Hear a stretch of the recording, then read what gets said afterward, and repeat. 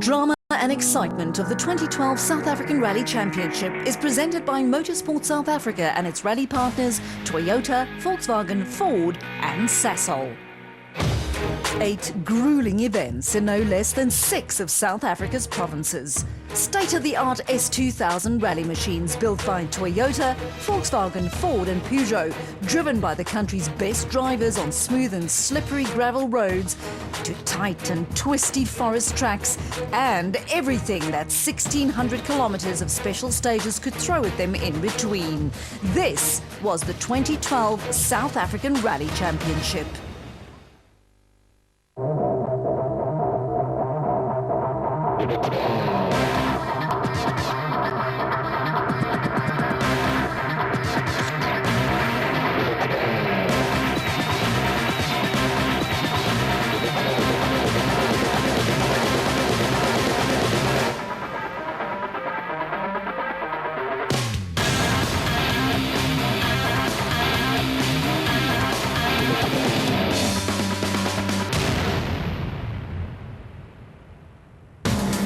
In this final edition of the NRC, we tell the story of an emotional roller coaster ride for all who chased around the country in search of rally glory. A story of failure and success, of glorious victory and crushing defeat. It all started in March when new teams with new sponsors and new cars descended upon Durban for the season-opening Total Rally. Less than a month later, the rally circus moved to the forest roads of Mpumalanga for the popular Sasol Rally, before braving the dust and cold that characterized the Toyota Gauteng Dealer Rally. The heavens opened, turning the already demanding Volkswagen Rally into a mud bath, while crews returned to KwaZulu-Natal for round 5, the Rally of South Africa. Spring in the Oeverberg of the Western Cape provided a beautiful backdrop for the Toyota Cape Dealer Rally, before the teams headed north to the capital of Limpopo for the Polokwane Rally. The final showdown happened in the forests between George and Knysna for the season-ending Garden Route Rally. So, the scene was set for one of the most hotly contested championship battles in South African rallying history, and this was the first battlefield. The extremely slippery gravel roads that wind their way through the sugarcane fields of KwaZulu-Natal. The Sasol Ford crew of Mark Cronje and Robin Houghton lost the 2011 title under controversial circumstances, so Cronje had every intention to set things right in 2012. It didn't start well though, and a narrow escape for Cronje, who's lucky to continue, but nearly 2 minutes were lost. Officials, team members and media all anxiously awaited the arrival of Leroy Poulter at the end of stage 1, but Poulter was not so lucky. His Castrol Toyota Auris was totally destroyed. After sliding off the road, the hot exhaust set fire to the sugarcane, while a helpless Poulter and co-driver Alvin Kutsia could only stand back and witness how the fire totally consumed the stricken Toyota. It was a cruel end to Leroy Poulter's challenge barely 4 kilometers after it started. But as they say, the show had to go on, and the brand new BP Volkswagen Polo started to show its potential, with Enzo Kuhn locked in a bitter fight with the Basil Reed Ford of Charles Wilkin over the rest of the day's gravel stages. The leader at the end of day 1 would end up sweeping the slippery roads on day 2, something that neither Kuhn nor Wilkin were prepared to do, so they both deliberately slowed down at the end of the day to lose time. As a result, Hergen Fecken inherited the lead, but it was short-lived. The new Polo simply wouldn't start, forcing the former champion to retire early on day 2. Mark Cronje made good use of his better road position to launch a brutal attack. The Sasol Fiesta took the lead early on during day 2 and simply disappeared into the distance, almost making it look easy to take the first victory of 2012. The remaining Castrol Toyota of Johnny Gemmell put up a good fight in an effort to stay with Cronje, but there was nothing he could do besides settling for a fine second position. With round 1 of the championship done and dusted, it was time to shift the attention to round 2, the famous Sasol Rally. The 2012 event was the 21st edition of the rally, with backing from South African fuel and oils giant Sasol, who once again pulled out all the stops to not only ensure an epic battle for the drivers, but to also provide a memorable spectacle for the thousands of spectators who undertake the yearly pilgrimage to rally heaven. The Sasol is also a renowned car breaker, as a number of top drivers and title hopefuls fell prey to the puncture curse very early on. Charles Wilkin was the first to lose more than 8 minutes. Soon after, Hargen Fecken followed with another puncture, and so did 2011 Sasol rally winner Leroy Poulter, as well as John Williams. Enzo Kuhn joined the list of drivers who lost time to deflated rubber, while Mohamed Musa's day got off to an even worse start, courtesy of this roll. But thankfully, both driver and co-driver escaped uninjured and soldiered on. So, it was Johnny Gemmell and his Castrol Toyota who started day 2 of the Sasol Rally with a slender lead. But what followed was one of the fiercest battles we've seen in years. Cronje slowly crawled his way back into contention, and with just one stage on dirt to go, Gemmell was clinging on to a slender lead of just 3 seconds. One could feel the tension in the air as both Cronje and Gemmell gave it their all over the final few kilometres of the Sasol Rally. It was a breathtaking performance by both warriors, with Cronje taking the victory on the final stage by a mere 3 seconds. While all eyes were on the battle for victory, Dutchman Hans Weiss in his new BP Volkswagen Polo managed to miss all the rocks and drove superbly to claim the 3rd step of the podium in only his 2nd event.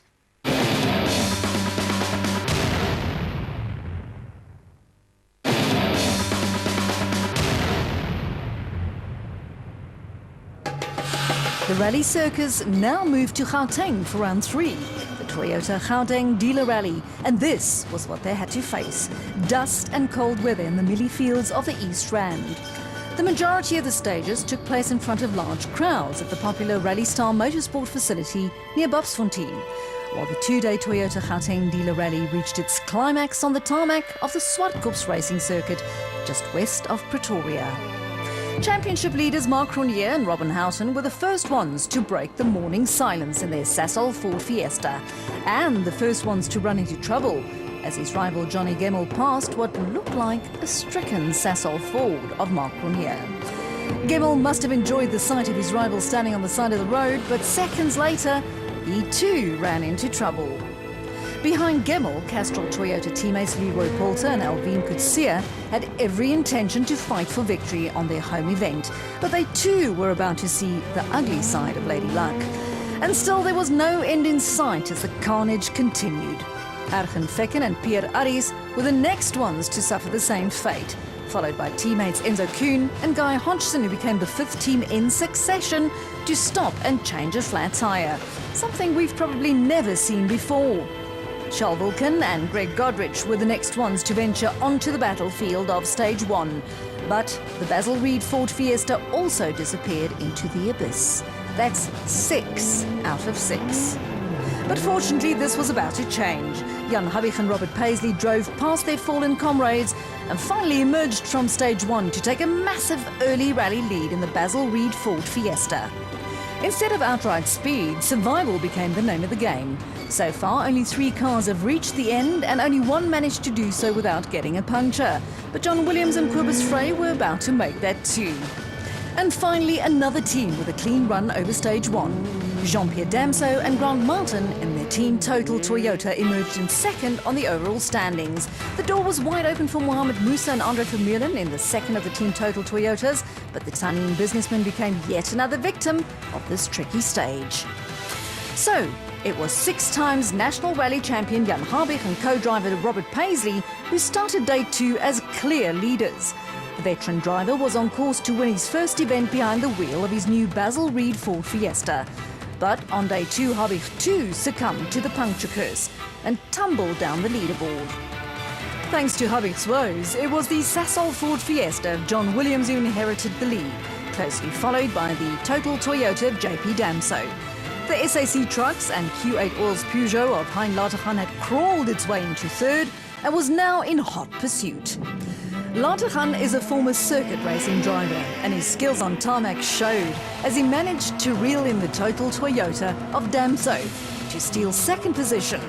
But at the front, it was Williams who kept his head and successfully fended off the late challenge to record his first ever victory. And with this win, Williams became the third successive Sasol Ford Fiesta driver to spray the champagne from the top step of the podium. After 3 rounds in 3 different provinces, the 2012 South African Rally Championship reached its 4th province, the Eastern Cape, for the 30th running of the popular Volkswagen Rally in the backyard of the automotive giant. A regular feature of the VW Rally is the feared Longmoor Forest, renowned for being a place that usually separates the men from the boys. But there was one more problem to worry about. Torrential rain and cold weather was predicted for the entire weekend, and for once, a weather forecast proved to be more than just accurate. With this being the Volkswagen Rally, all eyes were on the new VP Volkswagen Polos, but unfortunately it didn't go according to plan for either of them. Argen Fecken and Pierre Aries were the first ones to run into trouble when they slid off the slippery road. Nothing could prepare Hans Weiss and Belgian co-driver Bjorn de Gant for these treacherous conditions, and they too lost loads of time. And for some reason, call it irony or Murphy if you want, the sponsor of the rally very rarely succeeds in winning their own event, and it seems like the 2012 Volkswagen Rally would be no different. Enzo Kuhn is normally a master in these conditions, but something inside the BP Polo was also holding him back.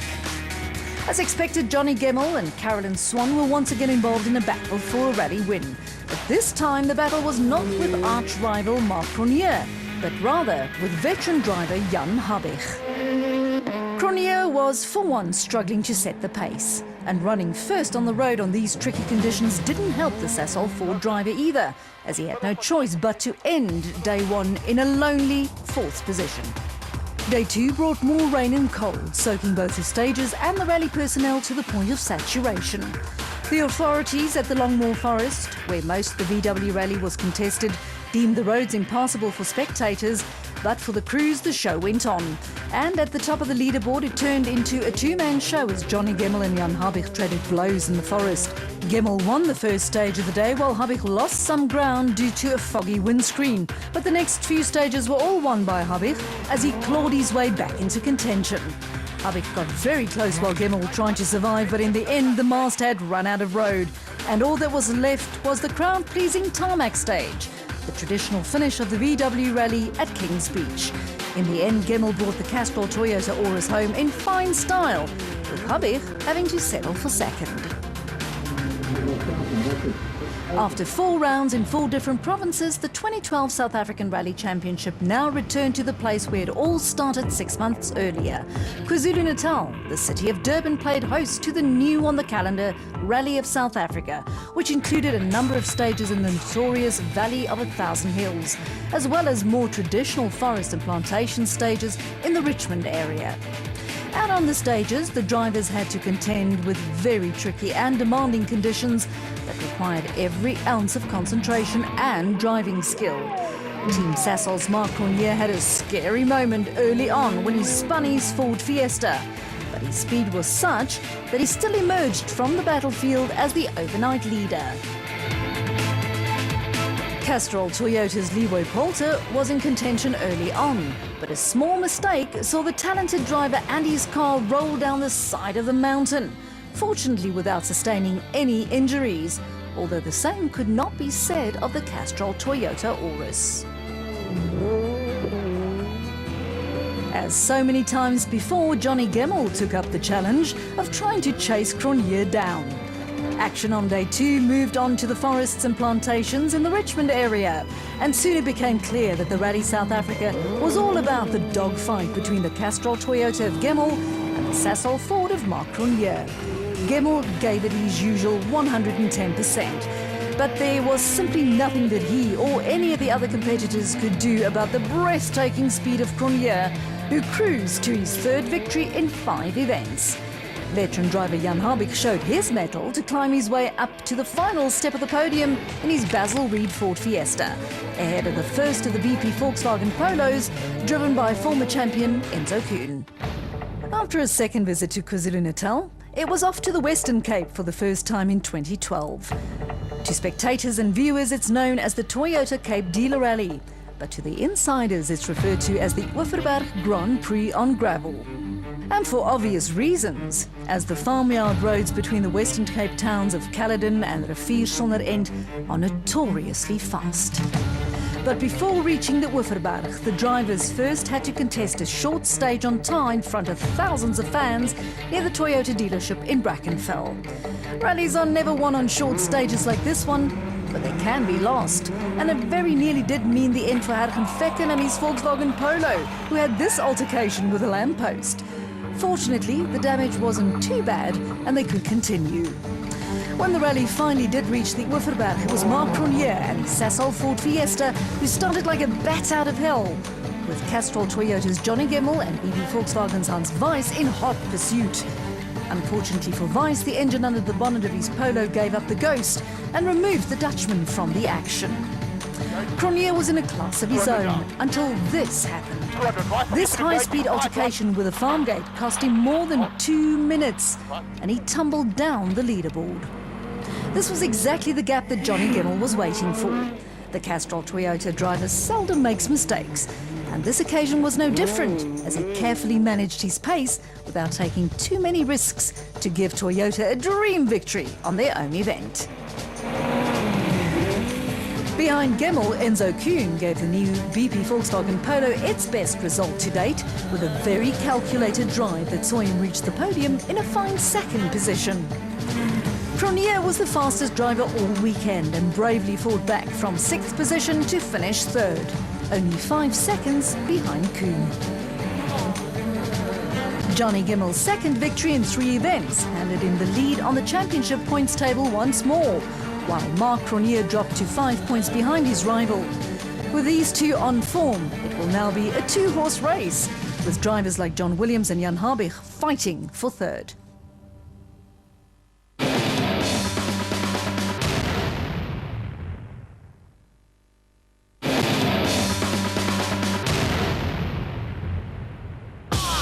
The 7th battlefield of the 2012 Rally War was the Bushveld and surrounding farms around Polokwane, the Limpopo capital.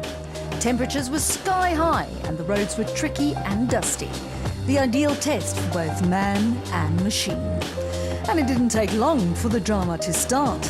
Toyota's Leroy Poltan, winner of this event 12 months ago, ran into trouble on the very first stage when he damaged the left front suspension of his Castrol Aurus. BP Volkswagen's Hans Weiss became another victim when the young Dutchman tackled a large jump with too much enthusiasm, bringing an end to his challenge. And the day got even worse for the BP Volkswagen team when the engine under the bonnet of Enzo Kuhn's Polo cried enough, forcing the former champion into retirement. And when the dust settled after a demanding day one, it was Marc Cronje and his Sasol Ford who led the way. Cronje went to bed with a healthy 47-second advantage over his nearest rivals. In sharp contrast to what people were expecting, the man chasing Cronje was not his championship rival Johnny Gemmell, but rather the veteran Jan Habig in his Basil Reed Ford. Hergen Fecken was also experiencing one of his better days so far in 2012 and completed the day in 3rd. The final day of the Polokwane Rally dawned, and the question everyone wanted answered was simple. Can Johnny Gemmell do anything to prevent his championship rival Marc Cronje from running away with the event? For once, the evergreen Gemmell could simply not keep up. He started the final day in 5th and fought back bravely, but suddenly the championship was turned on its head. On the penultimate stage, the Castrol Toyota pulled over and stopped on the side of the road with an overheating engine. Could this have been the moment that would decide the 2012 championship? Meanwhile, Jan Habig threw caution to the wind in an effort to close the gap to Cronje, but his plans were destroyed, courtesy of alternator and power steering problems. With Habig dropping down the leaderboard, Imperial Toyota's Geniel de Villiers saw an opening and claimed his best ever result in the world of special stage rallying, 3rd for the former Dakar winner. And former champion Hergen Fecken had a clean run which allowed him to concentrate on driving his BP Volkswagen Polo. He was rewarded with the best result of the season and a fine 2nd place overall. But there was nothing that anyone could do to stop the flying Marc Cronje. The Sasol Ford driver was in a class of his own as he cruised to yet another victory, the fourth of the 2012 season. Cronje's victory and a DNF, or did not finish, by Johnny Gemmell saw a massive 25-point swing at the top of the points table, with Cronje now leading by 20 points. John Williams is third, but only by 1 point from Jan Habig, while Charles Wilken leads JP Damso in fifth and sixth respectively. During 2012, Gugu Zulu, together with youngsters Henk Lateghan and Wilro Dippenaar, contested the new Ford 2012 Super 2000 Challenge class. The cars competing in the S2000 Challenge are the same ones used by factory teams in previous years, so they're every bit as fast and competitive. The idea is to make the sport a little more affordable, allowing younger talents to get a taste of S2000 rallying a little earlier in their careers. Zulu is still relatively young, but already a veteran with several lower class championships to his name. And 2012 turned out to be a vintage year for the Zulu Warrior. Not only was he and co-driver Carl Peskin fast all year, but they managed to finish every single event, just the combination needed to win championships. And winning the S2000 Challenge Class Championship is exactly what they did. But the small matter of who will be crowned the South African Rally Champion still had to be decided. The final battleground for the 2012 South African Rally Championship was the beautiful Garden Route Rally. The stages in the forests between George and Knysna presented a tough challenge, fitting for such an intense championship fight. And it was now officially a two-horse race between Mark Cronje and Johnny Gemmell. Cronje did not have to win the Garden Route Rally to win the championship, but he did need to finish. Johnny Gemmell, on the other hand, knew that he needed to win and hoped that Cronje finished fifth or worse. The action was fast and furious from the word go, with a number of drivers running into early trouble. Charles Wilken was first to suffer a puncture on his Basil Reed Ford Fiesta, closely followed by BP Volkswagen's Hans Weiss, who lost nearly 3 minutes. Castrol Toyota's Leroy Poulter had a huge role to play. It was his job to try and put space between his teammate Gemmell and championship rival Mark Cronje. But this plan received a severe blow when Poulter's Auris suffered from not one, but 2 punctures. The puncture curse hit hard when former champion Hergen Fecken was also forced to stop. When the dust settled, it was indeed the 2 arch enemies who not only fought for championship honours, but also for rally glory. Gemmell was the leader, with Cronje hot on his heels. Both were, however, well aware that the smallest mistake could lead to a puncture, and late on day 1, it did. Gemmell was the unlucky one who lost more than 3 minutes and probably all hopes of winning the title as well. The final day of the Garden Route Rally dawned, which also happened to be the final day of the entire championship. With Gemmell's setbacks on day 1, the odds were now on Cronje as favourite, but rallying can be a very unpredictable sport. These were stressful moments for the Sasol driver, while they were also forced to change a flat tyre, and once again, more than 3 minutes were lost. Meanwhile, it was the BP Volkswagen team who grabbed the opportunity with both hands. Former champion Enzo Kuhn avoided all the puncture-causing rocks and occupied second position, but the man on the mission was Hans Weiss. The Dutchman lost loads of time on day 1, but won nearly every single stage on day 2 to rocket himself straight into first position. A wonderful display of speed and driving skill, which earned him and Belgian co-driver Bjorn de Gant their first taste of victory on South African soil. Weiss was the winner of this battle, but the overall war belonged to Mark Cronje and Robin Halton. Cronje reached the end of the Garden Route Rally in 4th position, but it was enough to earn him the sweet taste of championship success after losing the 2011 title. A vintage year for the Sasol Ford driver. And one has to feel sorry for Johnny Gemmell, who again had to play bridesmaid for the umpteenth time. So close, yet so far away. The 2012 South African Rally Championship was earmarked by a titanic struggle between Ford, Toyota and the new Volkswagen. Cronje emerged as the victor from the evergreen Gemmell, while Volkswagen has a new champion in the making, and behind them, a number of former and future champions are lurking.